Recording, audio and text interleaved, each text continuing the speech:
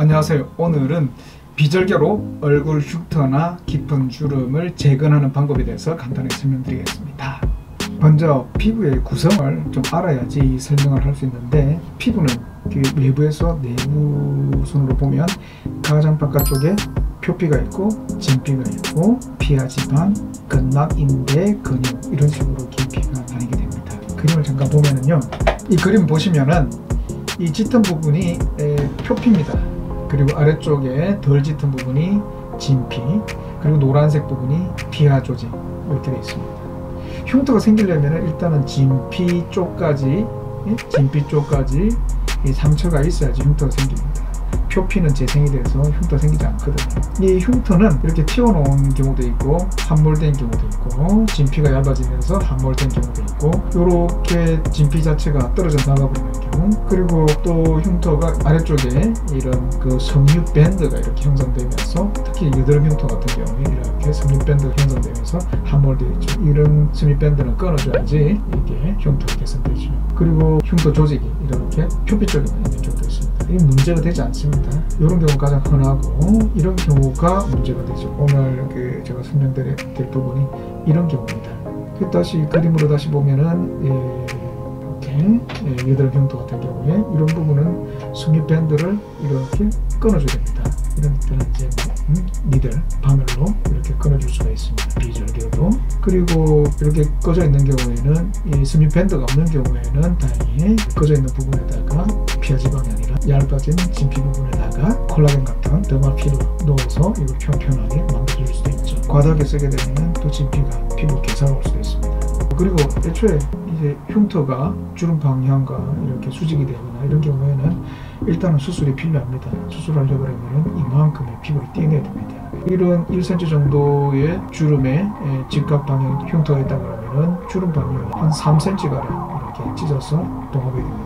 이게 좀 부담스럽죠. 이렇게 해서 또 몇 차례 이 주름의 흉터를 잘게 나누어주는 그런 수술을 해야 됩니다. 그래서 2차, 3차까지도 필요하게 되는 거죠. 그럼 코 같은 경우도 이렇게 흉터가 있습니다. 그러면 이거를 제거해야 됩니다. 이렇게 제거해서 이렇게 모아줘야 됩니다. 그럼 흉터가 생기는데요, 생각보다 크진 않습니다. 하지만 이렇게 흉터 집합 제거하고 나서 흉터가 생깁니다. 이게 맞게 내조도 하고 그렇게 치료하는 방법을 반복적으로 해야 됩니다. 오늘 제가 말씀드릴 부분은 이렇게 피부의 구성이 이렇게 되어 있고, 그 다음에 이런 흉터가 생기는 이유는, 일단은 찢어지면은 그 부분을 봉합을 하게 되고, 봉합했을 때 상처가 회복되는 그 과정이 섬유아세포들이 모여들면서 구축이 되고, 그러면 섬유아세포들이 모여들면서 비육, 두꺼워지고, 이게 시간이 지나서 3개월에서 6개월 정도 되면은 이 섬유아세포가 줄어들게 되죠.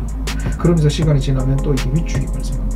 흉터가 생기는 과정을 쉽게 설명하자면은, 상처를 보호하기 위해서 섬유아세포가 모여들죠. 그리고 상처 부위는 단단해지고 부풀어 오르는데, 이것은 상처가 벌어지는 것을 방지하기 위한 일종의 과정입니다.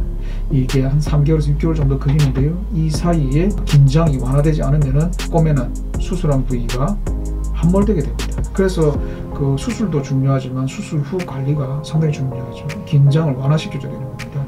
그럴 때 그 위 이제 수술한 부위에다가 뭐 실리콘 패치라든지 그런 긴장을 완화시켜 줄 수 있는 그런 연고라든지 뭐 그런 것들을 계속 지속적으로 발라서 긴장을 완화시켜 줄 때 수술한 자국이 깊어지지 않고 그렇게 되는 겁니다. 그래서 수술 자체도, 흉터를 제거하는 수술 자체도 중요하지만 수술하고 난 다음에 관리가 중요하다는 걸 조금 전에 설명드렸고, 그런데 이 과정이 긴장을 완화시키지 못하거나 해서 상처 자체가 진피 정도 살짝 이렇게 제거된, 그래서 꼬매지 않고 그렇게 대충 치료한 경우에는 향후에 함몰되게 되죠. 그리고 경우에 따라서는 상처가 아니라 그 깊은 주름이 있는 경우가 있습니다. 이마라든지 미간이라든지 그 팔자주름, 이런 경우에는 진피가 얇아지고 그 아래쪽에 있는 그 피하 지방조차도 얇아져 있는 경우가 있습니다. 한 자리 계속 이 주름이 접히게 되니까 얇아지는 겁니다. 그럴 경우에는 수술 흉터와 마찬가지로 깊은 주름도 그 부분을 개선을 시켜야 되는데요, 그 진피도 정상화시켜야 되고 피하 지방도 볼륨을 맞춰줘야 됩니다.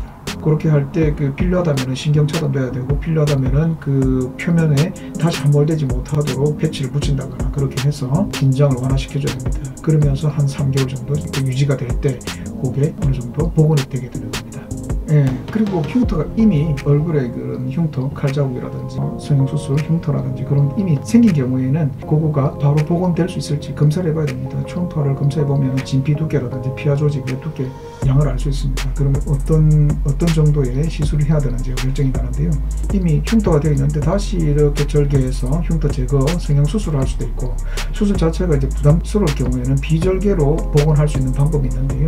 진피를 제거하려고 일부 한의원에서는 진피에다가 반복적으로 침을 이렇게 질러서 진피 재생시키는 그런 시술을 하기도 하는데요. 또 원리는 맞습니다. 하지만 그걸로 다 해결되지는 않죠. 거저에 함몰되어 있는 부분이 다 채워지지 못합니다.